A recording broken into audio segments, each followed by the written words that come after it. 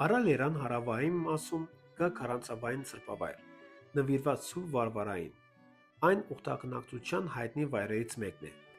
Վանքի հետ կապված երկու ավանդություն կա։ Համացան առաջինի Սուրբ Վարվարան փորձելով փախչել իր դաժան հորից, ով ցանկանում էր սպանել նրան քրիստոնեություն թավանելու համար, թաքնվում է քարանձավներում։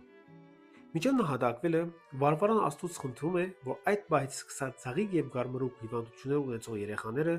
բժշկվեն իր անունով, եւ Աստված իր համացանությունն է տալիս։ Ըստ մյուս ավանդազրույցի, իշխանը փորձել է բռնի ուժով դիրանալ քեղեցկուհի ծաղիկին։ Վերջինս փախչելով նրանից, թաքնվել է Արալերան քարանձավում։ Որոշ ժամանակ անց, գործելով փրկվելու հույսը, ծաղիկը բարձրացել է ժայռի վրա եւ ցած նետվել։ Համարվում է, որ այն ջուրը, որ ներկայումս հոսում է քարայրի առաստաղից, նահատակ հույսի արդյունքներն են, որոնք օժտված են բուժիչ հատկություններով։ Մամրոտ վանքի մեջ կա մի աղբյուր, որն ասվում է, թե առողջարար հատկություններ ունի,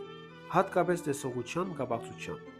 Ջրում ցինկի բազմանշանակալից մակարդակ կա, որը օգնում է տեսողության, ինչպես նաև հոտերի եւ մկանների չղացկության։ Տեղի բնակիչները դրան սուրբ ջուր են անվանում։